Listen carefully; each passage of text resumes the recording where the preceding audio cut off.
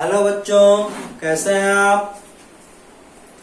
आज का समाचार आप जानते ही होंगे कि राज्य सरकार ने इंटरमीडिएट की भी परीक्षा रद्द कर दी है। हाई स्कूल की परीक्षा तो पहले रद्द किया ही जा चुका था। अब इसका मतलब ये नहीं परीक्षा रद्द हो जाए तो आप घूमना शुरू कर दें। जब भी बाहर निकले बहुत ही आवश्यक काम से बाहर निकले। यदि बाहर निकलना है तो बिना मास्क लिए बाहर न निकले। साफ सफाई में विशेष ध्यान रखें। हाथों को अपने बार बार साबुन से धुलते रहें। सैनिटाइजर का प्रयोग करें। आइए हम आगे चलते हैं। कल हम पढ़ रहे थे क्वथनांक पर दाब का प्रभाव।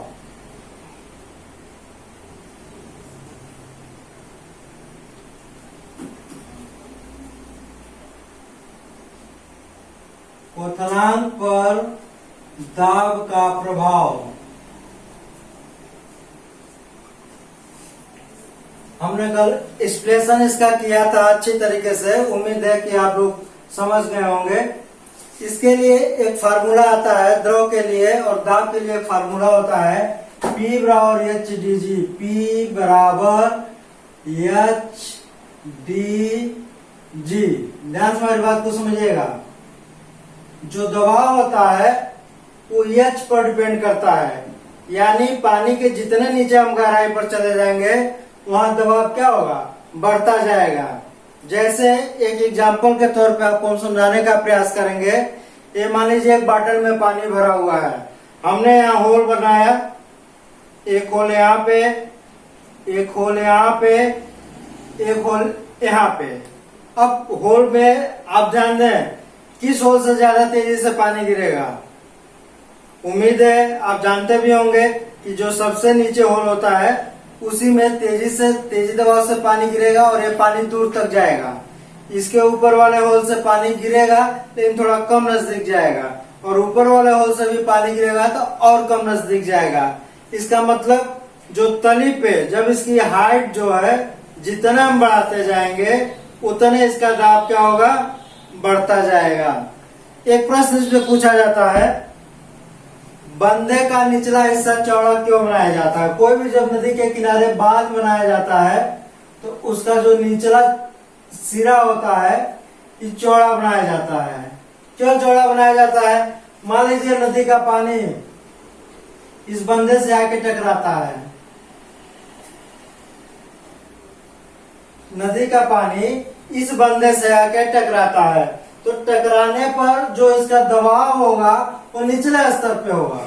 नदी का जो ज्यादा प्रेशर होगा एच के हिसाब से जितने गहराई पे हम जाएंगे उतने ही यहाँ नदी का प्रेशर बढ़ता जाएगा। तो जो निचला हिस्सा होगा यहाँ पे पानी का दबाव ज्यादा होगा।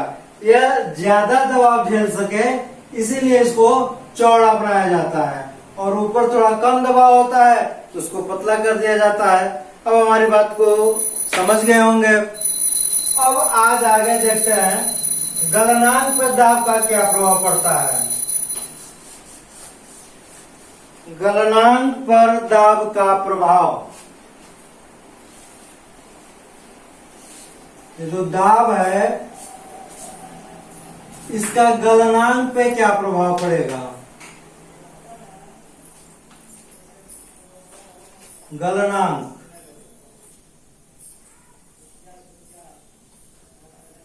गलनांक का मतलब समझ रहे होंगे। जिस ताप पे कोई ठोस पिघलना शुरू हो जाए उस ताप को हम गलनांक कहते हैं। अब देखें दाब का क्या प्रभाव पड़ता है गलनांक, इसको समझने का प्रयास करेंगे। थोड़ा सा क्रिटिकल चीज है इसमें। जैसे इसको हम दो हिस्सों में बांट के पढ़ेंगे। ये जो गलनांक होता है इसको दो हिस्सों में हम बांटेंगे। अब ध्यान समझिएगा, ऐसे पदार्थ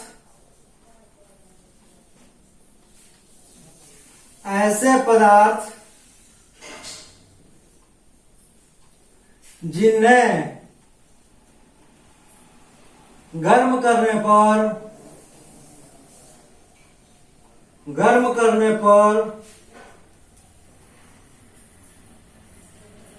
उनका आयतन बढ़ता है। गर्म करने पर उनका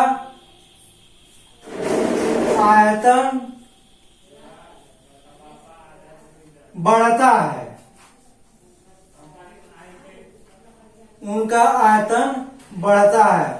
कौन से वे पदार्थ हैं जिनको गर्म करने पर आयतन बढ़ता है? एग्जाम्पल के तौर पे हम देखेंगे घी, मोम। इनको जब हम गर्म करेंगे तो इनका आयतन क्या होगा? बढ़ेगा। अब देखिए, ध्यान समझिएगा, दो कंडीशन है।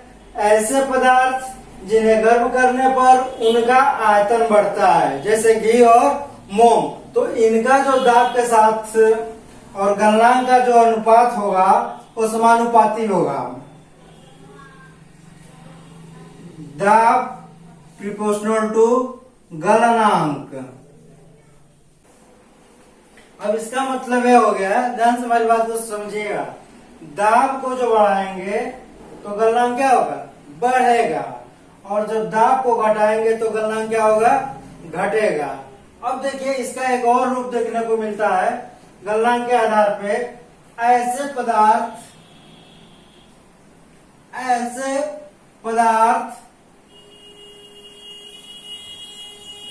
जिनको गर्म करने पर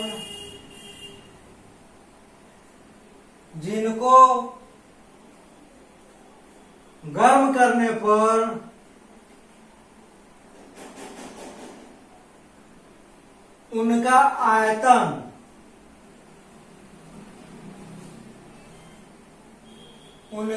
आयतन घटता है। उनका आयतन घटता है, जैसे बर्फ। अब अंतर समझिएगा, ऐसे पदार्थ जिन्हें गर्म करने पर उनका आयतन बढ़ता है, और इसमें ऐसे पदार्थ जिनको गर्म करने पर उनका आयतन घटता है, जैसे बर्फ। तो इसमें क्या होगा? इनका जो दाब होगा व्युत्क्रमानुपाती होगा। किसके? गलनांक के। व्युत्क्रमानुपाती का मतलब समझ रहे हैं?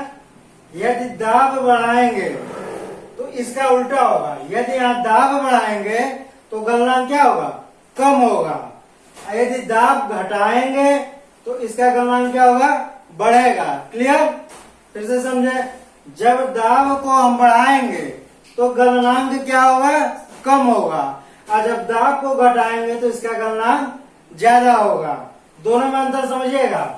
जिनका आयतन बढ़ रहा है वहां प्रोपोर्शनल है, यानी दोनों लगातार, जब इसको बढ़ा रहे हैं तो ये भी बढ़ रहा है, जब इसको घटा रहे हैं तो ये भी घट रहा है। लेकिन जिनका आयतन घट रहा है, जैसे बर्फ को जब पिघलाएंगे तो ये द्रव में बदलेगा, तो इसका आयतन घट जाता है। बर्फ से जब द्रव में आता है तो इसका आयतन क्या होता है?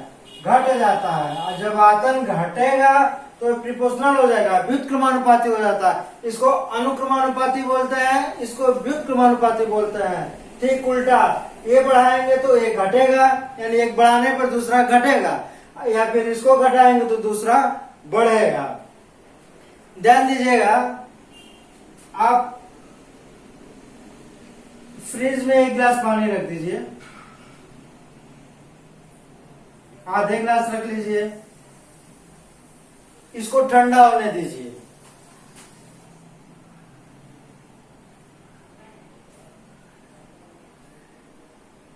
जब ये पूरी तरीके से बर्फ बन जाए,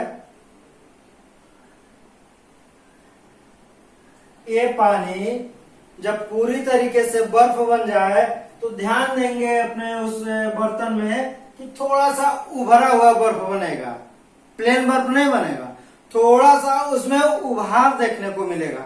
इसका सेंस ये हुआ कि जब इसको हम ठंडा करते हैं, किसको? द्रव को, जल को ठंडा करते हैं, तो इसका आयतन क्या होता है? बढ़ जाता है।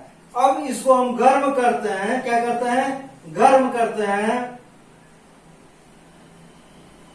बात समझिएगा, जब इस बर्फ को गर्म करते हैं तो फिर ये द्रव बन जाता है, फिर ये जल की अवस्था में आ जाता है, और इसका आयतन क्या होता है?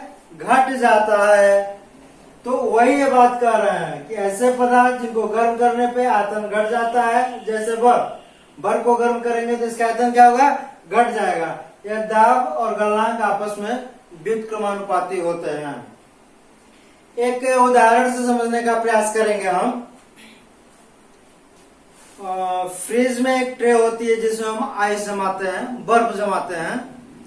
2 क्यूब ले लीजिए बर्फ के, उनको लेके ऐसे आपस में सटाइए। थोड़ी देर जब सटाएंगे आपस में, एक दबाव बनाएंगे, तो दोनों बर्फ आपस में चिपक जाएंगे। इसका साइंस क्या है, इसको ध्यान से समझिएगा। एक बर्फ का एक क्यूब है, दूसरा बर्फ का क्यूब यहां हमने लिया।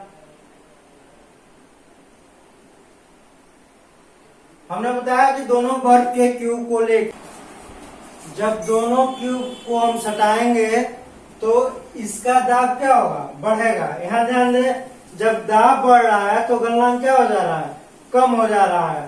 तो जो इस पे हम दाब बढ़ाएंगे तो इसका गलनांक लगभग -4 डिग्री सेल्सियस हो जाएगा और इतने पे ये बर्फ आपस में एक दूसरे से जुड़ जाएगा। क्लियर हो गई हमारी बात। जब हम दाब को बढ़ा रहे हैं तो यहाँ पे गलनांक घट जा रहा है और हाथ से क्या कर रहे हैं, उसके दबाव को हम बढ़ा रहे हैं। अब देखिए, जल का कुछ असामान्य प्रसार होता है। जब बर्फ और जल की बात हो गई तो इसको हम और अच्छी तरीके से समझने का प्रयास करेंगे। आप कहेंगे जल के अंदर जब हम बर्फ का टुकड़ा डालते हैं तो बर्फ का टुकड़ा क्या होता है, तैरने लगता है। अब आप कहेंगे वो तो ठोस है, बर्फ क्या है, ठोस है और ये द्रव है, तो उस टुकड़े को तो डूब जाना चाहिए। लेकिन ऐसा नहीं होता है। क्यों ऐसा होता है, क्यों तैरता है, इसको हम देखने और सीखने का प्रयास करें। बहुत ही इंटरेस्टिंग चीज है, शायद अभी आप लोगों ने इस चीज को पढ़ा नहीं होगा। ये जल है, ये रूम टेम्परेचर पे मान लीजिए। रूम टेम्परेचर का मतलब हमारा सामान्य ताप, जिस टेम्परेचर पे हम घर में रहते हैं। मान लीजिए वो 25 डिग्री सेंटीग्रेड है। कितना है, 25 डिग्री सेंटीग्रेड। यहाँ पे निशान है 25 डिग्री सेंटीग्रेड का। ठीक। अब जैसे जैसे इसका टेम्परेचर हम कम करेंगे, 25, 20, 15, 10, 5, तो इसका क्या होगा, ये जो जल के कण होते हैं ये दूर दूर तो होते हैं और ये बहते हैं, इनके अंदर बहने का गुण होता है। लेकिन जैसे ही टेम्परेचर हम कम करना शुरू कर देंगे तो धीरे धीरे ठोस की अवस्था में आना शुरू कर देंगे। मतलब इनके जो कण होंगे वो क्या होंगे, पास पास आना शुरू कर देंगे और ये जमना शुरू कर देंगे। बर्फ बनने की प्रक्रिया में या ठोस बनने की प्रक्रिया में आ जाएंगे। अब यहाँ देखिए, ये तो स्थिति हुई 4 डिग्री सेंटीग्रेड। कहां तक, 4 डिग्री सेंटीग्रेड तक। हमारी बात समझ में आ रही है। ऊपर से टेम्परेचर जो हम घटाते जा रहे हैं, 4 डिग्री सेंटीग्रेड तक आते आते ये जो जल था इस अवस्था में बदलने लगा ठोस अवस्था में, यानी बर्फ बनने लगा। अब ध्यान दीजिएगा, जो ही 4 डिग्री सेंटीग्रेड से नीचे आता है, 3 डिग्री सेंटीग्रेड, 2, 1, 0, जो ही 4 के नीचे 3 आता है तो इसके जो मॉलिक्यूल है, जो कण है, असामान्य प्रसार करने लगते हैं। अब एक कण पास पास न होके दूर दूर चले जाते हैं।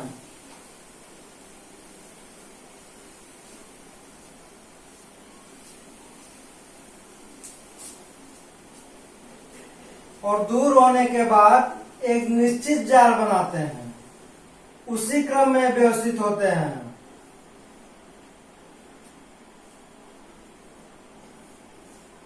इनका क्रम निश्चित होता है। ये भी H2O है, H2O का मॉलिक्यूल है, H2O, H2O, H2O, H2O, H2O। ध्यान से देखिएगा, ये सारे मॉलिक्यूल्स हैं। ये H2O है, ये भी H2O, ये भी H2O,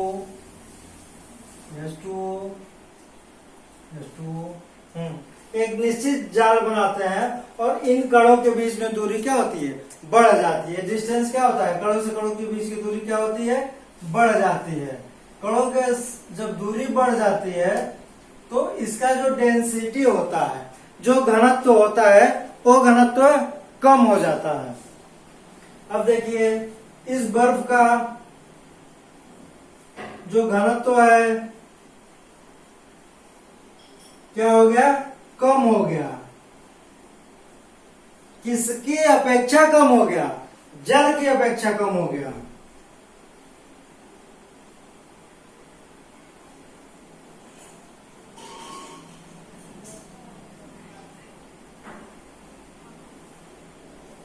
जल की अपेक्षा इसका घनत्व, जो जल का घनत्व है, उससे बर्फ का घनत्व कम हो गया। तो जब बर्फ का घनत्व कम हो गया और जल का घनत्व अधिक है तो बर्फ क्या होगा, पानी पे तैरने लगेगा।